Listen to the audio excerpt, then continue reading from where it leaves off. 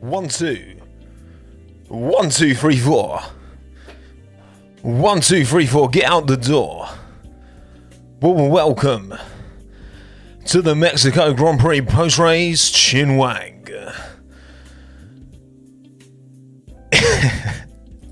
Hello everyone. How we doing? That wasn't me, that was my mate. He just left. Welcome everyone. How are we? Francesco, Bailey, Carl, Moon 1, Evan. Welcome. Get this tweeted out, boom. Manteru, Rizky, Professor Z, Patrick, Louis, Tim, Marius, Laddie, Dylan, Carl, Thomas, Christian, Andy, Lars, Jill, Luca, Mo, Ver33, AV, Carrie, Philip, Sam, Jamie, Marius, Joshua, Dominic, Saracen, Curtis. Hello everyone. Thank you for coming. Thank you for joining me on this fine Monday afternoon in the UK anyway, wherever you are in the world. Let me know where you are. Stick your country of location in the live chat. It's always interesting to know where everyone's tuning in for, like JJ Rod from Australia. Welcome. But yeah, thank you all for coming. And I mean, look, obviously, let's be real, okay? Let's be real. From Bahrain, William, nice. Lebanon, Belgium, Brazil, Denmark, Louisville. Love to go to Louisville. Your house. Oh, that's a bit ominous, isn't it? Yeah, because the race wasn't a corker, was it? It wasn't one to write home about. It won't be one to go down in the history books, unfortunately. And we'll still find stuff to talk about, no doubt. Maybe we won't be talking too much about the race. We'll see how long we go. Thank you, Francesco, by the way, for the $2 Aussie. Just your average Ted Kravitz enjoyer, poor Max. Yeah, I guess we're kind of going to have to talk about that as well, won't we? We'll get onto that. But yes, thank you all for coming. And let's crack on with the post-race. Talk about the Mexican Grand Prix. The Mexico City Grand Prix. That's the actual official name. Mexico City Grand Prix. So, first of all, everyone, can we please get a rating out of 10 in the chat? I'll have a look at what ratings you give, and then based off what I'm kind of seeing as the averages. In fact, I mean, it's got 2s, 3s, 4s. Okay. Actually, hang on. There's a new on YouTube Live. There's a new thing where I can do start a Q&A. I might try that in a minute. Actually, I won't do that just yet. But let's just get this poll done. So, rating out of 10. I can only add 4 options. YouTube, please add more options. I'm going to say 2 or less, 3, 4, 5 or more. Rating out of 10 for the Mexico City Grand Prix. Because, yeah, it's one of them where obviously at the start, because you had some split strategies, you had some people starting on soft, some people starting on mediums. Those kind of races typically aren't really fought wheel to wheel because you have different strategies going on. Now, that isn't kind of how it played out because the field spread wasn't that massive amongst the kind of front 4 in particular. But in the end of the day, it just, yeah, the whole coalescing at the end that we were all hoping for, as you know. I mean, if you're a Verstappen fan, I'm sure you weren't hoping for that, but you know, as a neutral watching and hoping for a race that was going to come to a climax at the end, it was never to be, sadly. But yeah, 40% of you say 3, 26% of you 2 or less, 8% of you, 7% of you 5 or more. So 8% of you, 7% of you are very generous. And that NASCAR finish, my goodness. Well, look, let's just get on with this. Yeah, it's a 3 out of 10 for me. For me, it's a 3. I agree with most of you. For what we don't often agree, so this is nice. Yeah, it wasn't one. It wasn't particularly good, was it? Let's be honest. It was better for me because obviously I was doing the last lap. If you don't know, the live show that I do for every single race.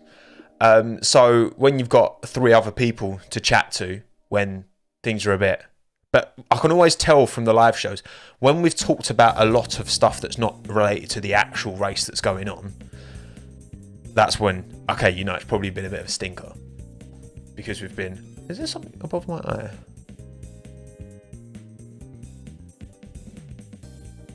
So I feel like there's something above my eye.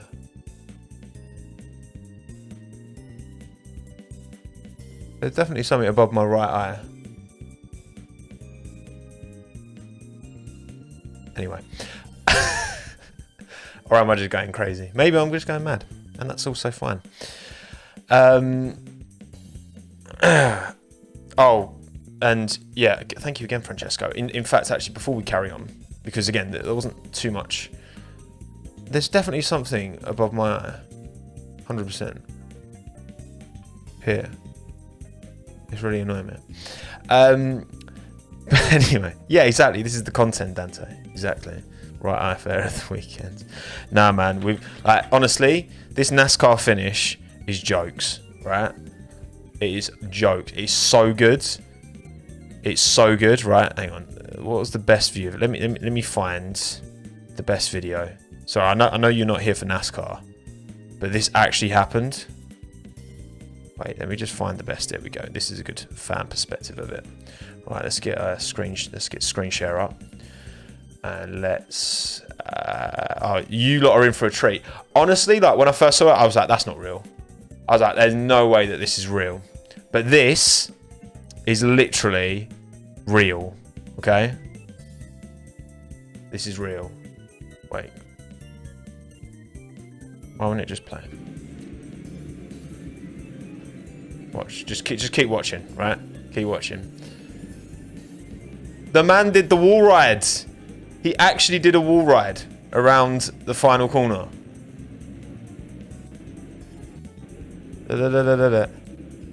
Look, he did the wall ride.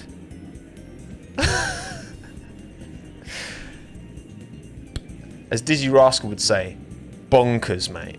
That's what that is. Absolutely bonkers. But I love it. I honestly thought that was like some kind of, you know, really high res, like, I don't know, what's it, bloody Assetto Corsa or something mod that was just looked so realistic, but actually it's real. Went from 10th to 5th. It's honestly, that's some like Cars level, you know, when like or like in the Beetle movie when the Beetle goes up on the side. Insane. But yeah, look, there's not much to talk about from this race. Unfortunately, it wasn't probably the least exciting race of the season. Qualifying promised something, maybe a little bit different, but there were some interesting stories to take. Herbie, that's the one, not the Beetle film. Herbie, exactly, yo-yo.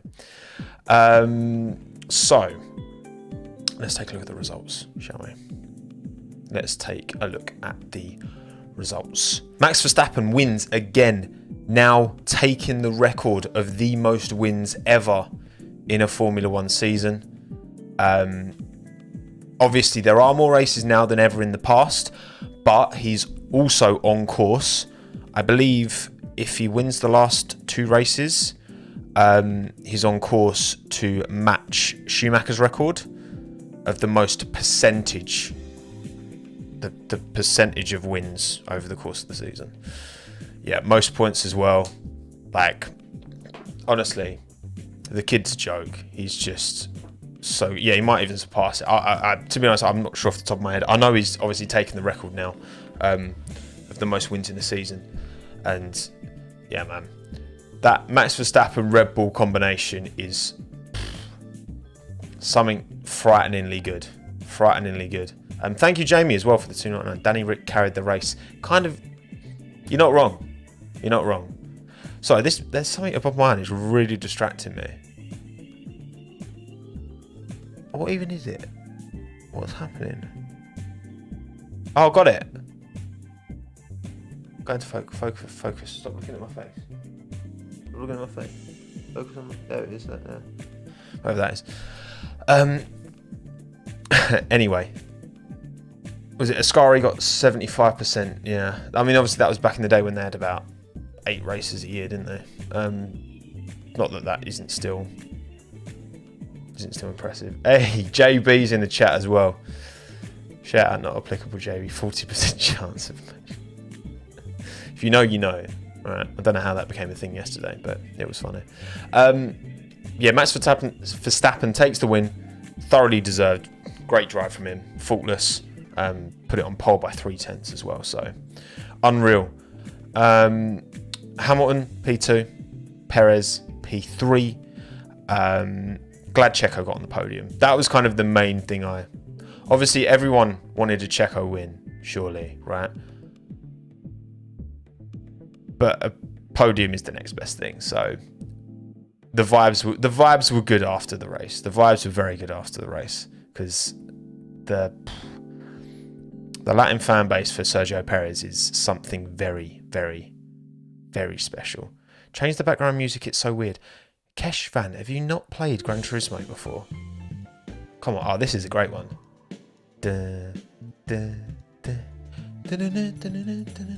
Banger. Banger, I won't hear otherwise. And then George Russell snatched fastest lap at the end. Sainz Leclerc. Very, very weird one. And also, yeah, Pirelli's predictions of strategy, like the tyres lasted so much better than they expected. I mean, I saw someone mention like Seb did about 30 something laps on the softs. In hindsight, Mercedes putting the hard tyres on was clearly not the right call, but we will get into that. Don't get me wrong, I can love Forza. I love Forza and Gran Turismo, right? Just like I've got a lot of love for Max and a lot of love for Lewis. You can love both, even if they're rivals. And then Ricciardo P7, a stonking drive at the end, coming through the field, although it wasn't without incident, and we'll again talk about that. Ocon P8 moved up. Fair play, Esteban. Quiet race. Norris as well moved up relative to where he started. Quite a quiet race, and then Valtteri Bottas getting the final point at the very end. Albon P12. Should have been P11 really. He kind of bottled it, to be honest. He bottled it with Gasly, went a bit deep, and then Gasly got him. But yeah, we'll talk about Latifi later as well. So that's how the race went, and this is now how the championship stands. After 20 or 22, Max Verstappen increases his lead to 136 points. That's the yeah, 136. What was that? Hang on, what? Oh yeah, Norris did start P9. Was there like penalties for other drivers? I can't actually remember. But Lando dropped play. Oh yeah, did you see? Because Lando dropped a couple of places off the start, and didn't Ted Kravitz like tell him about it, and Lando like snapped at him a bit. Which I thought was quite. It's not that deep. I don't think any of it is that deep, personally, but whatever. Yeah, Sainz down to P6 now. Goes behind Lewis Hamilton. So P2 in the constructors is still very much up for debate. Still 2 races to go. It's still a fairly significant. I think it's like 40 points between them. I should actually do a constructors stand-in, shouldn't I? Maybe next year, because obviously we'll be doing these streams all again next year, and I'll change up all the graphics and maybe add some, and maybe take some away. I don't know. But yeah, I'll definitely do the constructors for next year as well. Yeah, big movers. So yeah, Hamilton above Sainz. Ricciardo hasn't really moved much positionally, but he has obviously got a lot of points on the board, P7. So he's closed that gap to Vettel. Other than that, not too much to really look at overly stringently here. Thank you again, Jamie, as well, by the way. What's the deal with Dan getting 10 seconds and George 5 the last race? I am maybe a biased DR fan, but was that entirely fair? I don't understand it either, Jamie, to be honest. The only thing I can think is that typically which I don't necessarily agree with either. Incidents are punished less when they're on the first lap. That's typically what happens, because I think the stewards are like, well, on the first lap, everyone's close together, so you're more likely to... It's easier to trip up over someone. So I think they go softer on first lap incidents. That's the only thing I can think of, but I don't agree. I don't agree with that, but that's all I can think of. Thank you again, Francesco. Okay, first thing, why Red Bull? Look, we'll talk. I'll talk about that in a bit. All right. I know it's all become very. What's the word? It's all. I think so much of this sport, especially when you're consuming it through social media, most of the time things get blown out of proportion, and I think this is just. It should be a bit of an. It's much more of a story than it should be. Because it's just not that deep. None of it's that deep. I don't think what Ted said's that deep. I don't think Max saying he doesn't want to talk to Ted or Sky Sports is that deep either. You know what I mean? Like, we're all just taking this too seriously. It's just a bunch of people driving cars in circles. Come on. But anyway, Lando's face on Zoom with that. BK, so I know what you're talking about as well, but I'm not going to talk about it on here, but I know what you're talking about. Anyway, so yeah, that's how the championship stands. Now, winners and losers, W's and L's. I think next year I'm going to change this to driver good and driver bad, because an L can be stuff out of your control, but that's not what I want to. I just want to talk about who's had a really good performance and who's had a really bad performance, not necessarily who's got most unlucky. So I think I'm going to do, driver good and driver bad next year. However, do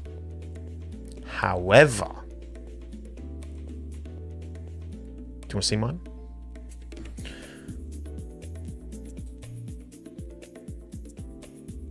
W of the weekend had to be Max. Didn't put foot wrong, put it on pole, commanded the race. Great strategy with Red Bull, knowing that they were going to be able to make the soft. Because starting on the soft, I was convinced, I think, given what Pirelli had said, I think most people were convinced that it was going to have to be a two-stop if you're going to start on the soft tyre. Yeah, they made it work to the end. Had to be Max Verstappen, driver W of the weekend. Ricciardo's up there for sure. The incident with Tsunoda, as much as I think, for me, probably it's on the cusp of a racing incident, maybe on penalty for Daniel. I still probably think more racing incident. And then Hamilton's got to be out there as well, for sure. W of the weekend, Red Bull, win the race, P3. Again, the correct strategy as well. To not have Mercedes challenge them really at the front, or really allow George to challenge Checo either, because they pulled the right strategy. McLaren, both drivers in the points, were able to give Daniel a car that he could actually, and a strategy that he could fight with, and Lando still managed to hold on for a couple of points as well. And Mercedes, qualified well. In the end of the day, Lewis P2, but as you can see, I've also put. No, I haven't. I'm lying. I was thinking about putting Mercedes also in L of the weekend, but I didn't in the end. Because we'll talk about the strategy, whether it's the right or wrong call or whatever. L of the weekend has to be Latifi. He got lapped by Albon. When you get lapped by your teammate, that is an automatic driver L of the weekend. I'm sorry, it just is. Perez 5-second pit stop cost him second, perhaps. Perhaps it did. That's a good point. It didn't even. Gasly's down there, out qualified by Yuki, got a 5-second penalty for Stroll. It was silly to not just give the position back, in my opinion. That was clearly an unfair overtake. I don't know why I just didn't give Lance the position back. Ended up like 5-second penalty point, 5 seconds. 5 seconds of penalty, which now puts him on 10 out of 12 penalty points, which is tough. And I put Magnussen as well. Yes, he started at the back because he had but he was slower than Mick. And I think this has happened a few times and maybe it hasn't been drawn attention to because a lot of attention has been on Mick and the criticism of Mick, which I think a lot of it has been fair. But actually, pace-wise, he was slower than Magnussen in this race. So, for me, I think that's why I'm chucking him in. And then Team L, Ferrari. Ferrari were where Mercedes have been for most of this year, which is in that uncanny valley between the top two and the rest. It's usually Mercedes there, but this time it's Ferrari. If Ferrari had actually been at their normal pace, which is like close to Red Bull, this race would have been, I think, so much more interesting because then you would have had 6 cars all at the front in relative close proximity. But because Ferrari, basically their engine just didn't work at altitude. Their engine doesn't work at altitude. That seems to be the issue. And I'm sure that was somewhat affecting the Haas and the Alfa Romeo. You know, I was considering putting Bottas in Driver W as well because for Bottas to get the performance out of his Ferrari,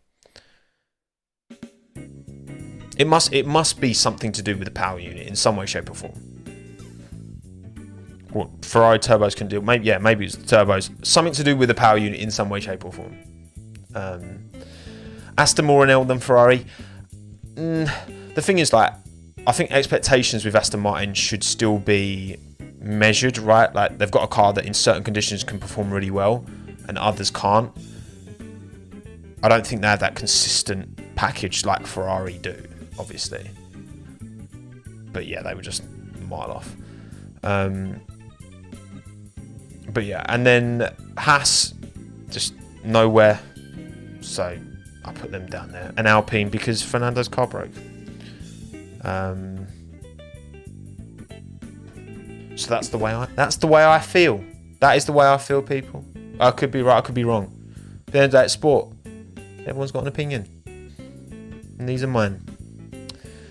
As for yours, put the vote out. 988 if you voted, and Daniel Ricciardo has taken your Driver W of the weekend. I love all the non-Gran Turismo enjoyers who don't understand the music. To be fair, it is very like if you don't know, then it is a bit odd. Danny Rick 59% of the vote. Boom. Verstappen 28, Hamilton 6, Bottas 4. Fair play. Team W, Red Bull. Yeah, fair. Mercedes, McLaren, Alfa Romeo getting shout-outs as well. Latifi, you can't get that by your teammate. That's just automatic, you know. Alonso, through no fault of his own, of course.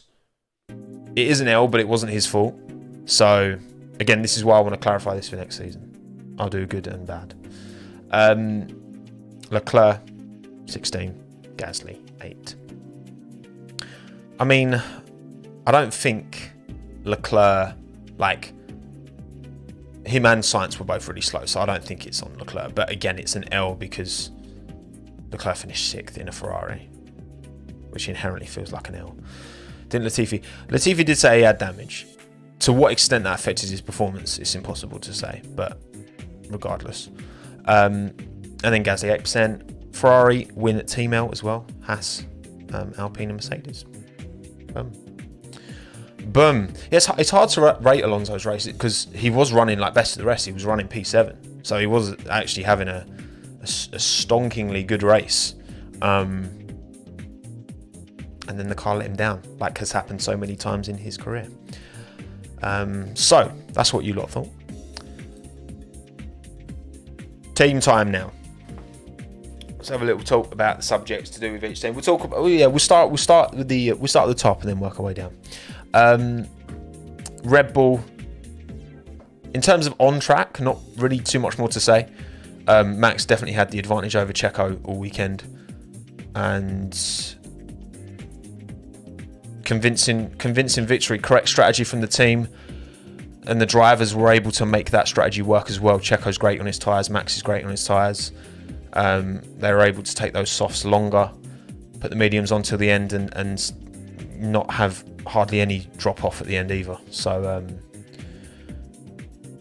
you got to say that it's pretty good. And yeah, like someone said in chat, if Checo hadn't had a long pit stop, he had, what, a 5 second, didn't he? Because the rear left, they couldn't get the rear left off. Without that, then maybe he gets P2. Cheers, Jamie. W for Checo's dad. Absolutely W for Checo's dad. Fully behind that. What a man. What a lovely human being. And yeah, I guess obviously, if we're talking about Red Bull as well, we'll now talk about the whole Kravitz Red Bull situation. Look, again, for me, it's an example, right, of a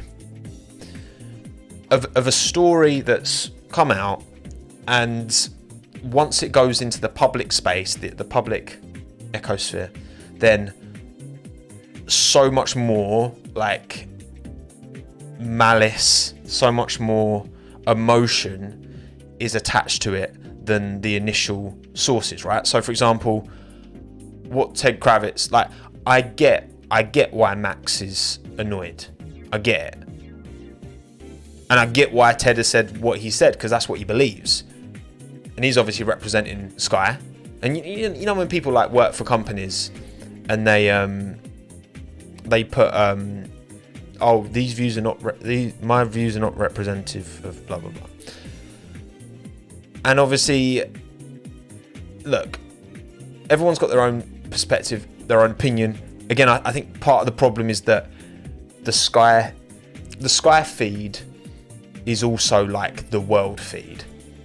So can I explain? Yeah, because okay, maybe there's some people who don't know what happened. So obviously, Ted Kravitz, a few times this year, he's talked about like how, which again, I don't think he's talking about this maliciously, in my opinion. Like, he's just kind of addressing the fact that, I think it was because Max was like, it wasn't like an isolated incident. It's just like he's felt continuously that it's just kept being mentioned by Sky and by specifically Ted, that like Lewis was robbed, to like quote, and that like Max hasn't won a title kind of without controversy, which like, obviously Suzuka was controversial for, not because Max won the title, because he's going to win it, you know what I mean, that's a done, but obviously I get why it's annoying for Max to be like,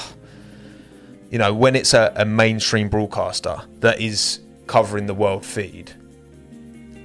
I get it. I get it from both sides. And I think, like, Max, if Max doesn't want to talk to certain broadcasters because he feels like he's being, like, unfairly criticised, then honestly, like, as far as I'm concerned, I'm like, fair play to him. Like, if that's...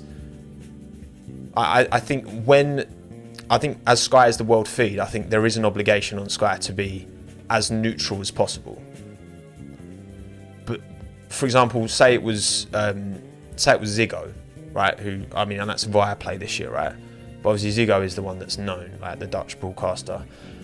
I would not expect Ziggo to cover F1 neutrally. My expectation of Ziggo would be that they are gonna cover Max more.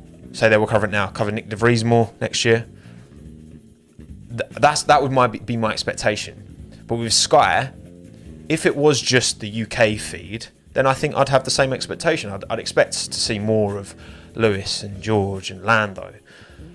But it's also the world feed. So I definitely think that Sky needs more variety of nationalities speaking on the races. I think, for me. Yeah, no, that's what I mean. Ziggo isn't the world feed. So I think that's fine. And the international feed needs a different standard. I completely agree. And this thing, that this sport has been very, not just European centric, but very British centric for its whole existence, you know? And I do think now that the sport is getting more global, and I think there is more of a responsibility for Sky particularly, because they are the world feed. Have they ever claimed to be that? Yeah, but they are, like, that's the same feed that's, like, the commentary is the same commentary, like, if you watch in Australia, or there's, like, so many territories that use the Sky Sports broadcast. So it is essentially given... And so if they are going to do that, I think they do need to... But also, again, it's like... I think that for me, what I like most about commentary in sport is when you have, like, different people. So it's not so much that I have an issue with someone saying, like, Lewis was robbed or whatever. I think the issue is that then there's not, like, a counter. You know what I mean? Like, I think some of the best commentary moments we've had, or, like, not even commentary, coverage of the sport, is when you'll get, like, I think this is when Nico Rosberg's really good, because he's, like, very blunt and out there with his opinions, and sometimes people don't agree with him, and I think that's good. You know what I mean? I think there's, like, you get a better back and forth. Like, not everyone's scratched. I'd rather that than everyone just be, like, give no emotion, no insight or opinion. You know what I mean? Like, that would just be too stale. So I think that it's not even about not having those opinions, it's about also having, like, the counter arguments levied, I suppose. And I guess where Ted does his notebook, it's just him on his own. I mean, at the end of that, I just don't think any of it is that deep. I think, you know, Max is entitled to feel the way he feels. I don't begrudge him for that at all. And also, yeah, I mean, unfortunately, yeah, when stuff like that happens, like, people take it too far. Like, you know, people will, like, have a pop at Max for, oh, Max is being like a crybaby, blah blah blah. And it's like, I mean, okay, but, like, also, like, I get it. I get why he's annoyed. And then some of the stuff that Ted Kravitz has been getting on social media has been pretty nasty as well, which, like, unfortunately, there's a minority of vocal people who can't seem to control themselves and will just pile on, and it's a shame. And look, it's ultimately, you know, there's things that I will put, like, there's opinions that I, like, when I put out stuff about, like, for me, the penalty for Red Bull for overspending on the cost cap, I don't think the penalty's harsh enough, personally. It's my opinion. I don't think it's hard. Personally, I think if anyone, I don't give a toss who is Red Bull or Williams, goes over the cost cap, I think the punishment should be more. It shouldn't just fit the crime. It should go above that to really deter anyone from getting close to it. But then some people will, like, run with that and, like, use that to attack, whether it's me or someone else or whatever, and it's just like, come on. At the end of the day, it's just Ted should just wind up a horn and understand. And look, again, I think it's been with all of, I can understand why at Red Bull there's this, like, I think in a lot of sports, yeah, especially when you're at the top, I think there is this kind of us versus them. You feel like you're always getting attacked. And I do think that because of what happened the end of last year, because of the cost cap, I think those two big things have added to that and made Red Bull feel even more defensive and get their backs up even more. Which, again, like, on a human level, is like, I completely understand it, because they have been getting a lot of stick. And again, especially with obviously Dietrich's passing as well, I think Christian feels more of a responsibility to do his job, which is to defend his team. Like, you know, certain things, I don't agree with everything Christian Horner does and says, right? And anyone who does, you should be like, are you actually thinking for yourself, or are you just following? Like, sometimes I think Christian does a great job. Sometimes I think he oversteps the mark, in my opinion, right? But at the end of that, it's his job to defend his team. If he wasn't defending his team, he wouldn't be doing his job properly. And I think, for the most part, he does a good job at that. But also it does mean he has to like scrape the bottom of the barrel and say stuff that I don't even think he believes, in my opinion, like sometimes. But that's his job. Yeah, it's at the end of the day, it's sport, it's entertainment. I don't think any of it is as deep as a lot of a minority of fans who can't help themselves make it, whether it's Fernando or Lewis as well, all that. It's just like, it's not like Fernando made some comments about whether Lewis's title's meant as much as Max's. Look, Fernando's got his opinion. He's got history with Lewis as well. Like, it's waffle as far as I'm concerned. Like, it's for me, it's clearly not like there's no substance to what he's saying. But if he wants that opinion, like, it's fine. Like, cool, whatever. And then Lewis did a little clap back. Nothing that deep, just a picture with a little thumbs up. And everyone's like, oh my God. Oh my, like, people lose their minds. Like, it's funny. It's just a bit of banter. Like, I don't know. I just, like, people just take it so far. So, oh, I've got to defend my driver. Oh, I've got to, like, I just think it's a shame that, you know, a lot of the discourse gets caught up in that. And then if anyone else tries to talk objectively about it, then they're like, no, why aren't you on this side? It is, honestly, it's mad. It is mad. But that's just, you know, we are here for the racing of motor vehicles, okay? Thank you again, Francesco. The cost cap is a joke if Red Bull can cheat and get away with it like they did. Look, again, the thing is, right, Red Bull, it's a fact. Red Bull were the only team to overspend on the cost cap. Fact. Did they do it maliciously? The FIA don't believe they did. I don't believe they did. I think they, you know, all the teams, Brundle's talked about this at length, you know, all the teams are going to be trying to as efficiently manage, and yeah, Red Bull didn't leave enough of a buffer, plus then they didn't do that tax return. They didn't leave enough tolerance, and they went over. And again, I think that there should be a bigger penalty to make sure teams don't even consider like getting like if you want to get close to the cost cap, fine, do it. But then obviously the word cheat carries like intent. When you think about someone like cheating, you think of someone like maliciously like scheming to like, ooh, I'm gonna, which I don't think is the case, and neither did the FIA. So I think that's part of the reason why the penalty was what it was. I think it's a very different conversation if there was like emails found between like Horner and Newey, like, you know what I mean? But there you go. Anyway, right, not much more to say. Happy for Checo, man like Perez, and we move. Right, Mercedes, yeah. No, you know what, like, at the end of the day, I think the sport, like last year was amazing because we had, you know, these two drivers, and it was drama throughout the season, and it was kind of built up like a boxing match head to head.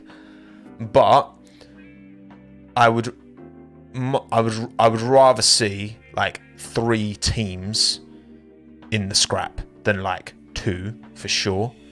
And seeing Mercedes' late season pace here is very promising for them to be up there with Ferrari, with Red Bull next year to make this championship in 2023 interesting. Because it's a long time since we've had 3 cars that can on merit challenge at every single race. When was the last year? When was the last year, chat? That we saw 3 teams consistently challenge for race wins, like throughout the course of an entire season. Cheers, Matthew, mate. I appreciate that. I want to create the platform that is vibes.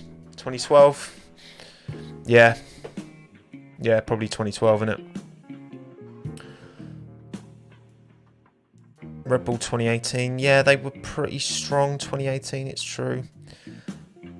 2014 we had 8 different winners. That is also true. But I think over the course of the season, it probably was 2012, wasn't it?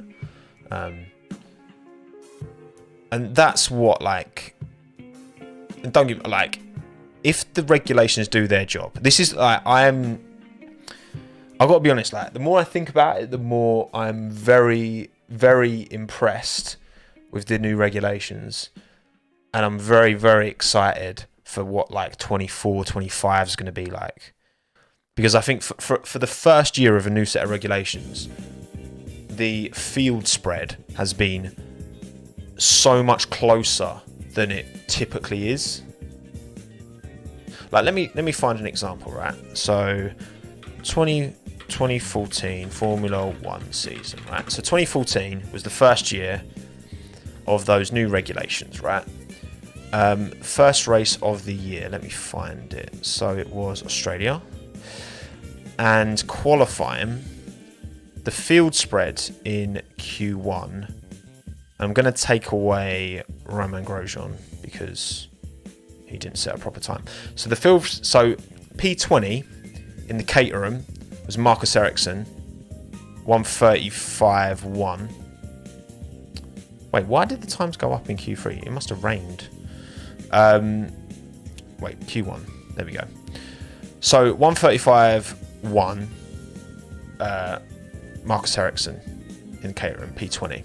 Daniel Ricciardo, P1 in Q1, was a 1:30.7. So that's like 4 seconds. Field spread, 4 seconds. I just feel like the field spread's been a lot closer this year than last time we had a big regulation change. That's basically that's all I'm saying. So I'm excited for the future. And yeah, look, I'll be honest, would I rather see it be an Alpine or a McLaren or an Alfa Romeo other than a Mercedes being in that fight? Yeah, because we've seen Mercedes succeed, we've seen them do well. I'd like to see another team up there, but I'd still rather see Mercedes than no one. It'd just be a Red Bull Ferrari fight at the front. So, but also, yeah, I'm hopeful that the fact that Mercedes have seemingly been able to close that back quite a bit means that I think there is definitely hope. Alpine, McLaren. Bahrain was a dry one. The Bahrain spread wasn't too bad, to be fair. That was like 3 seconds. Hulkenberg went quickest in Q1 in 2014 Bahrain. There you go. So yeah. But yeah, we've got to talk about strategy, haven't we? We've got to talk about strategy. Did Mercedes bottle it? Let's ask this. Did Mercedes have a chance to win?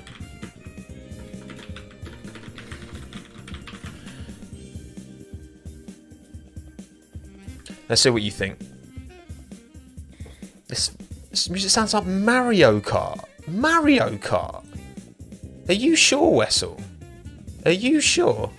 So obviously, again, watching the race on the last lap, obviously it was difficult to... Didn't really realise too much at the time whether Mercedes could have done anything differently. However, I definitely agree with... So Lewis basically was saying afterwards that he felt they should have split the strategies, which in hindsight, yeah, I definitely think you had a Mercedes P2, P3 with Verstappen on pole. I think split it. I don't think maybe they consolidated because they were ahead of Ferrari, but like, I'm just like, go for the win, man. Like, just try something. You know what I mean? And I think like splitting the strategies, you know, you can always do what... I mean, look what happened at Abu Dhabi 2021. Red Bull split the strategies. Checo stayed out and then defended like a lion on Lewis. Now, I'm not obviously saying that would have happened in this race, but what I'm saying is that you can utilise that position of having two teammates up there. Now, obviously, the fact that Russell lost position off the start to Checo, not just Lewis, but to Checo as well, was, a bit of an L. And also, like Russell wanted to stay on mediums. Lewis was very happy with the medium tyre as well. Honestly, given the race pace delta, I don't think Mercedes would have won this race, even if they'd done the optimal strategy. I think Max was just too quick, and he was just too... He was complaining a bit about the tyres. The softs were falling off towards the end of that first stint. But once you bolt their mediums on, it was comfortable, I think, yes, splitting the strategy, I think it was a risk worth taking. They didn't take it. They got a P2 and a P4, so good points. We'll never know. We'll never know if the win was actually truly on. And I mean, you lot seem pretty split. Well, you're like 50-50, 51-49. Slightly in advantage of, yes, Mercedes did have a chance. I would say no, but we'll never know, unfortunately. And I think that would have made the race quite a bit more exciting, Yeah, the hard tyre was useless. Bloody useless. But yeah, all in all, good race for the lads, especially for Lewis. Again, kind of, George did out-qualify him for the first time in quite a while. But in the race, I think Lewis showed his class, So yeah, I think Mercedes are overall, considering where they started in the year, I think they can be pretty happy with how it's ended. Ferrari.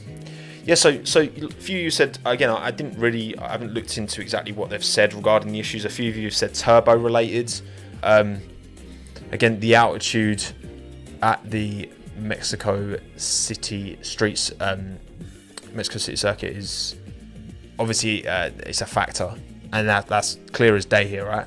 I mean, look, what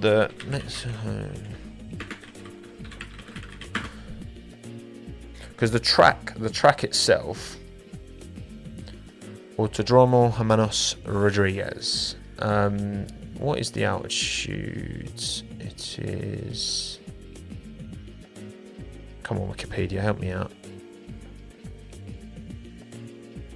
You're not going to... No, Wikipedia's not going to help me out here. 2,000 metres. Let me have a...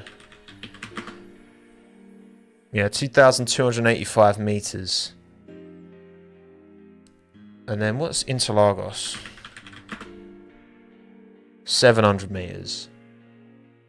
And then Austria, Red Bull Ring. Red Bull Ring is 677 metres. Yeah, so the altitude is a much bigger factor. It's like over 3 times higher than Interlagos, over 3 times higher than Austria. So significant, and obviously, yeah, the Ferrari, yeah, because obviously Bottas did well in qualifying, so it's hard to know if that was just an outlier. But yeah, it's just a lot to learn.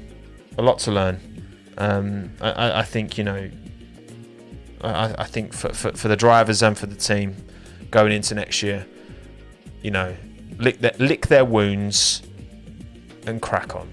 All right. Hopefully Ferrari will be up there in the fight next year, because I'd love to see that. I want to see more Carlos Sainz wins. I've got a lot of love for Carlos. I want to see some more Sainz wins for sure, man. But not much more to say other than that, is there really? McLaren, yeah, I mean, given qualifying, I mean, the amount of times... I need to have a look at some point, and... Actually, you know what? Let's do it now. 2022 qualifying. I need to find a...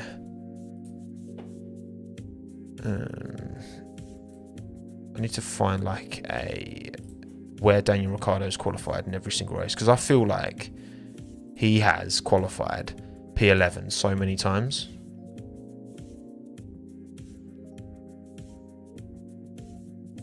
But I don't think I'm going to do that in the middle of a live stream. So I think I'll maybe one of you check every single time Daniel's qualified P11, because I feel like it's loads. But we'll see. Yeah, obviously out-qualified by Lando. This has been, for me, Daniel, like, throughout, and I literally said this like before the race on the last lap yesterday. I was like, race pace isn't a massive discrepancy. Like, Daniel's pretty close to Lando generally in race pace. Sometimes he's quite a bit off. Sometimes he's very close. You know, just as quick, if not a little bit quicker. Was it only P11 twice before Mexico? Fair enough. I swear I thought he started P11 more than that, but maybe not.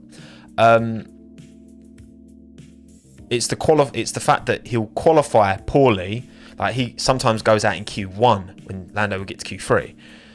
That puts him at the back, and then making progress in that McLaren.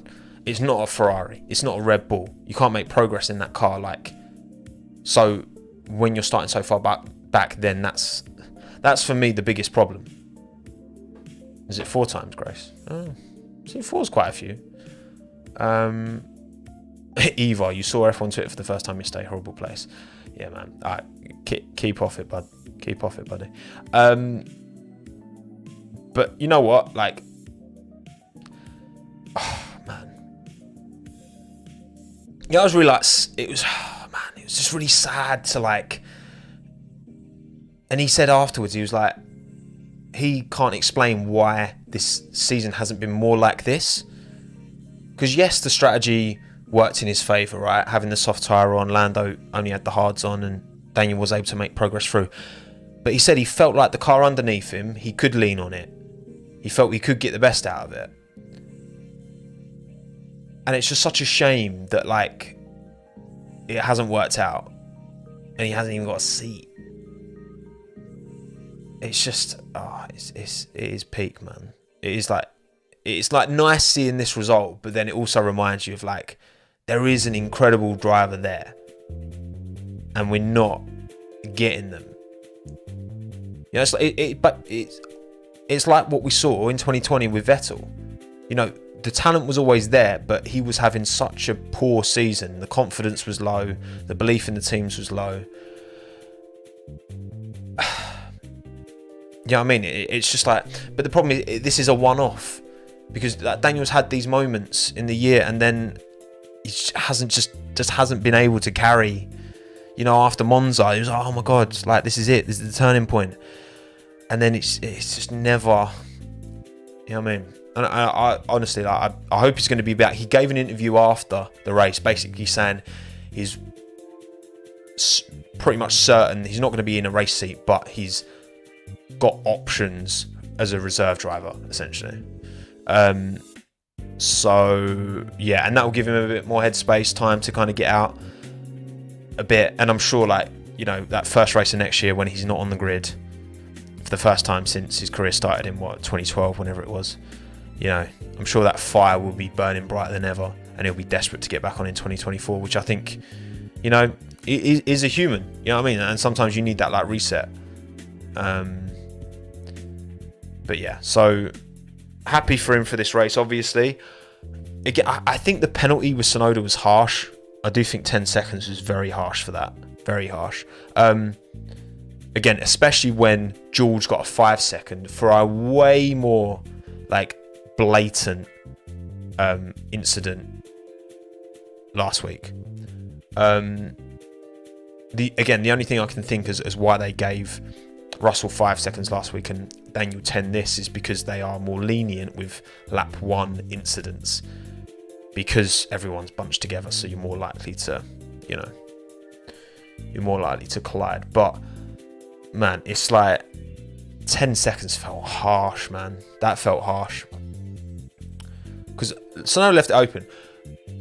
He did, I guess, because the way I like to see it, right, is that, in my opinion, if you can get your car slowed down, in control, and alongside, more than 50% of the way alongside, which obviously isn't like a black and white, like you can't measure that by the millimeter, right? That'd be silly. But like, as long as you can get about halfway alongside, you are entitled space. And I don't know if Daniel quite got enough alongside, in my opinion. Yeah, if you just put a wheel up there, you're not entitled to that space, and they're going to come across and you've got to get out of it, right? If you just got a wheel up the inside. If you've got, 3/4 of your car up alongside, then clearly you are entitled space. For me, like, I think five would have been like, okay, I think Racing Incident would have been maybe harsh on Tsunoda. The thing is, if Daniel was like a little bit more alongside, then Yuki, I think, would have been in the wrong. But I don't think Daniel was quite enough alongside to be entitled, to be owed space. So that's the way I see it. It is fine margins. It's very fine margins. You can't judge a penalty based on the outcome. Yeah, but that's it's I agree, and it's hard to as well. It's hard to disattach the outcome from the input. He wasn't going for it. He wanted to kind of he wanted to be on the inside. He wasn't trying to overtake Yuki as such. He was trying to get on the inside, compromise Yuki's line, and then get him before the S's, which I appreciate and understand that. But also, again, did he get enough alongside? And I don't think he quite did. But everyone's got their opinion, and that's fine, and that's mine. Right, and then Norris. Yeah, Norris.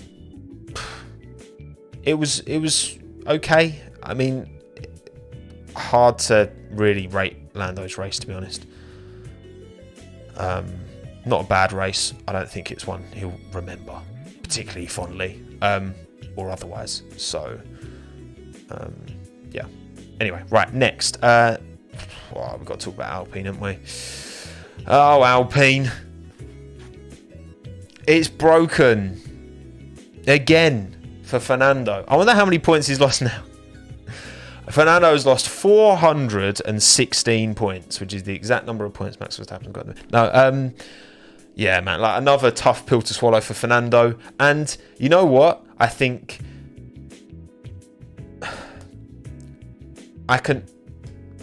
the frustration must be real.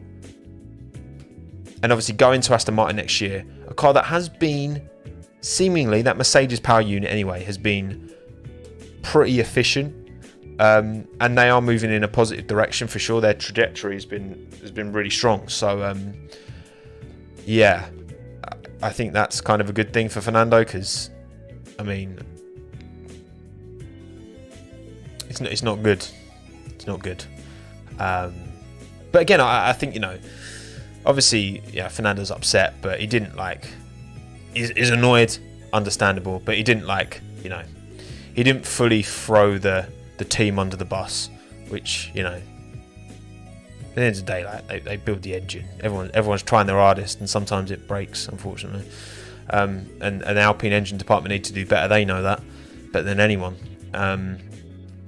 But yeah, I think it's exactly Norbert. I think where he had all that unreliability in McLaren as well. I think obviously, yeah, it's kind of, unfortunately, it's seemingly followed him. Because yeah, it's not been the first race that they've gone pop. Hopefully they don't carry the engine issues. Look, at the end of the day, right, and this is the thing with Ferrari, wasn't it? You're allowed to bring upgrades that increase the reliability of an engine. You're not allowed to bring upgrades that increase the performance of an engine. So it's not the end of the world.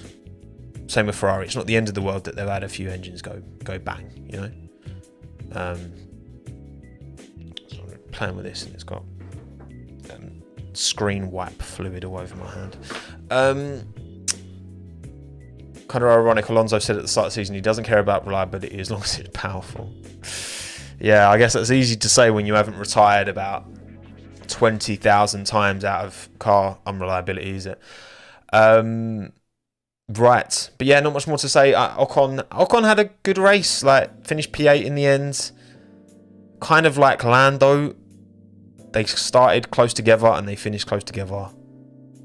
I don't have really much more to say.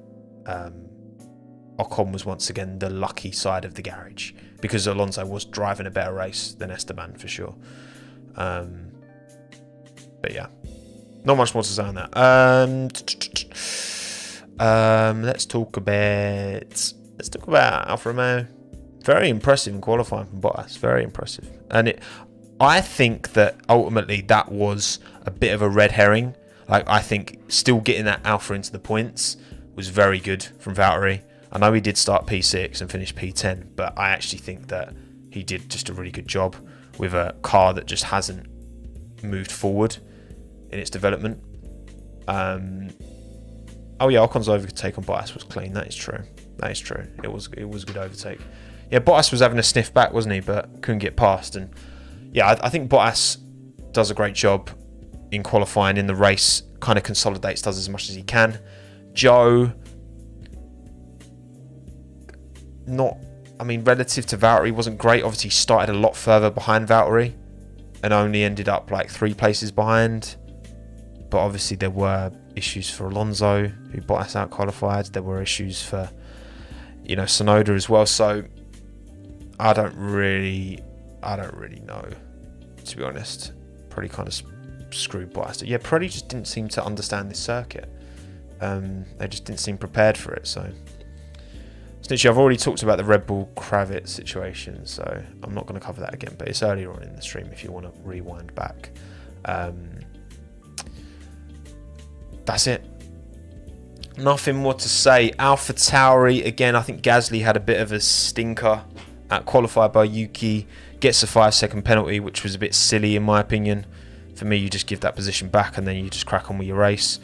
And then, yeah, Yuki, I think that ultimately he was the less culpable of the two in the Ricciardo incident. But I do agree that he definitely, he could have left more space because Daniel did get fairly far alongside, but not more than 50%. So I still think it's more on Daniel. But I think Yuki, considering this ended his race, I think he, again, also like Daniel's on like soft tyres coming through. So also it was always going to be battling in vain because Ricciardo would have always got past anyway. So it's like, if they were both on the same compound, I'd get it a bit more. But like, Ricciardo had a big pace advantage. So I think maybe Yuki in hindsight shouldn't have. Yeah. Because like if you're on a... What tyre was Yuki on at the time? Was he on the hards? So I can't actually remember. Probably had a quicker race taking the penalty rather than giving the position back. I mean, maybe. Maybe. It's a fair point, maybe. But it's more the penalty points on his licence, because Gasly's close now. Was he on mediums? Or Yuki on hard? Well, look, at the end of the day, Daniel was clearly on a much quicker tyre. And I don't know. I feel like if I'm AlphaTauri, I'm just like, you know what, like, do what you can, but like, don't fight him to... Because he will get past you in the end anyway. That's all I'm saying. Guys, look, I put this on Twitter. Literally, hang on, let me find my my. Because this certainly wouldn't be in the spirit, but I would certainly understand because, again, Gasly has accrued 10 of 12 points on his license. Naughty boy, Pierre. Let me give this a screen share. Window capture and boom, there we go. Lovely. Gets a race ban if he accrues 2 more penalty points. Now obviously he's going to Alpine next year. these points stay for 12 months from when you get them. And his first point of the 10 that he's got was in May. So he would be sitting, if he doesn't get any more this season, he'd be starting his Alpine career and going all the way from like March, April, May. So March and April. And then I don't know when they first like start timing out in May. But he'd be starting his career at Alpine with 10 out of 12 points, basically, and the risk of having to miss a race.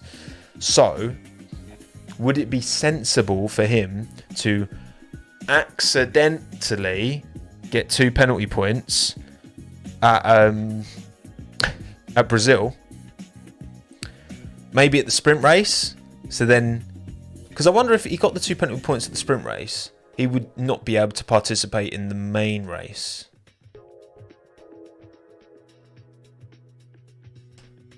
Yeah, because, I mean, surely all the points get... Yeah, once you've got to the 12, then you serve the penalty and then you go back to 0, surely.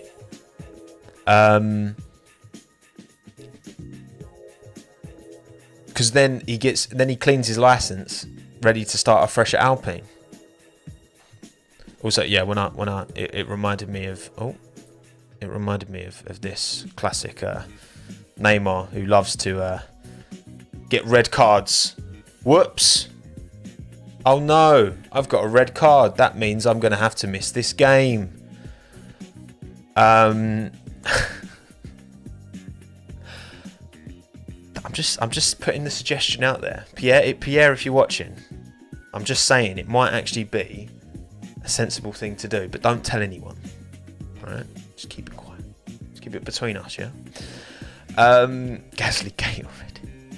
Lawson would be reserved, but yeah, but it'd also potentially be an opportunity for them to put Nick De Vries in that car and give him a race this year in the AlphaTauri. Yeah, I know it said soccer. I think it was from an American article. But yeah, not much more to say. When Marino instructed Alonso around, when you said Alonso, it just makes me think of Fernando. Right, Aston Martin. Back down to earth with a bit of a bang. Fantastic last week in Austin. Not so good this week in Mexico at all. Both out in Q1. Stinker. Exactly. Stinker.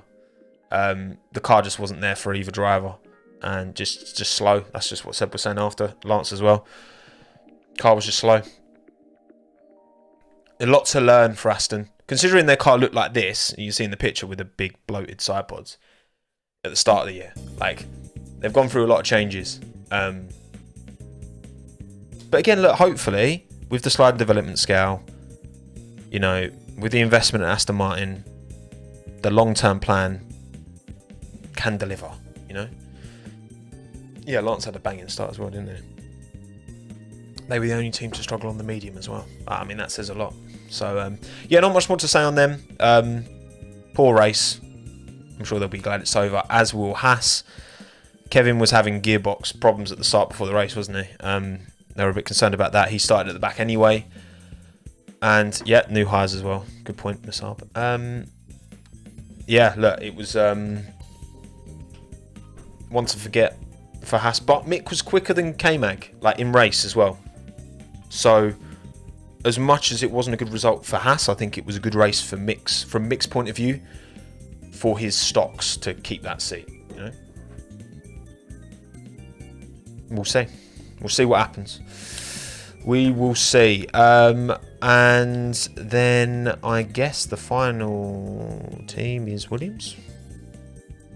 I think I talked about everyone else. Look, Latifi said he had damage, which could have been the case. To be as far behind as he was, he got lapped by Alex. He was like 3.5 minutes, I think, behind Verstappen or something. I saw online. That might be wrong. Mad. Yeah, the gap was a bit of a joke. I actually thought Alex had a really good race up until he kind of bottled it with Gasly. because he kind of he went a bit wide and Gasly got the cut back. Now Gasly might have got past in the end anyway, but he was doing a really good job up to that stage of keeping him behind, and then I think Alex did kind of bottle it. I think P11 was on the cards. Maybe I'm being harsh, but other than that, it was a stonking good race. Considering how much the Williams has struggled on downforce, and this is a low downforce track as it is anyway, like, for him to get another P12, I think it was very impressive. When will Williams improve? That's the thing, like, you say that, Charmander, but like, Albon was ahead of Gasly, ahead of both Haas, ahead of both Aston Martin, ahead of Joe. Like, that car, look, I don't meme about it, right? I don't think Alex Albon is like the next greatest of all time, okay? Like, I love him, but I don't consider him on the same level that I do Lando and George, for example, right? However, he has proven that in still very, very capable hands, that car can be quick in certain circumstances. They were nowhere in qualifying, but you know what? Qualifying pace and race pace can often be very, very different. And yeah, I think Albon does show the true pace of that car. I think Latifi is just really not at the level, you know? And it's very hard to kind of, you know, the last time, when it was Albon Kvyat, when he first jumped into the Toro Rosso, he was very close to Kvyat. Kvyat did outscore him, yes, but not by much. In terms of performances, they were very close. And that was Albon's rookie season. Then he jumped in alongside Verstappen, did a better job than Gasly in the Red Bull. 2020 was a wash, but also that Red Bull wasn't as competitive as it was in 2021.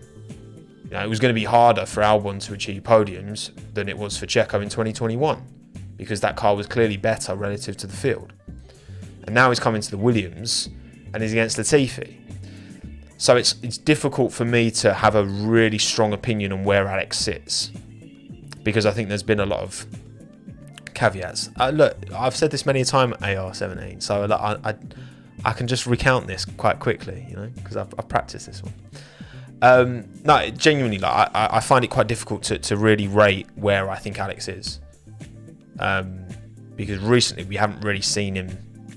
And even next year, he's going to be alongside Sargent. Now, obviously, Sargent's a new rookie coming in, unknown prospect. So it's kind of tough for me to have a real strong opinion on where I think Alex is relative to the field. But I do think he'll definitely, like, comfortably be ahead of Sargent for this first half, and I think it will close up second half, because I do rate Sargent a lot as well.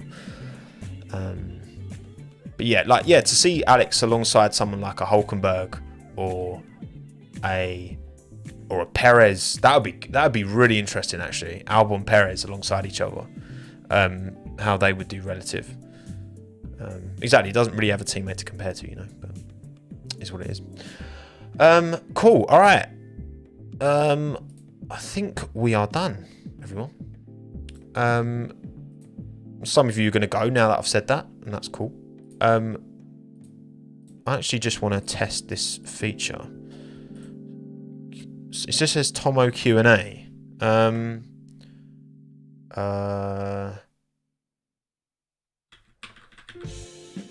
So what does it?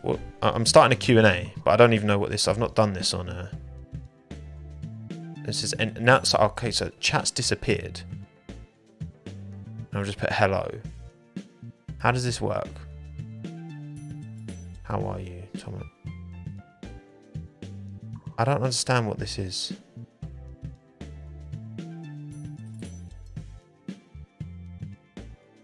Okay, I'm just ending it. It doesn't seem to. It's just live chat. I need to look into that more, because I don't really know what that. Oh, maybe I could have clicked on questions and then, yeah, reply to. I don't know. We'll look at that another time. Thank you all for coming. I'm going to wrap it up now. I'm not going to waffle for too much longer. Appreciate you all taking the time. I will see you. I haven't even started on this week's video. I'm not going to lie. I'm not too sure. I've got a bunch of ideas though, so I'll see. Something I can get turned around quite quickly. Yeah, so there'll be a video at some point this week. No race this weekend. And then Brazil. Should be exciting. Sprint race as well in Interlagos. Sky Pundit review vid. No dog. No, Minton's asleep in the other room. Sorry, I'm not going to bring him out. But yeah, cheers everyone for coming. Stay safe, be well, be happy. Like the stream, subscribe, do all that stuff. Williams Porsche rumours, really? That'd be cool. I hate sprint races. You do with that attitude, Moon. Right, cheers everyone. Have a good day. Take care. Be safe, be well, be happy. Be nice to people on the internet. And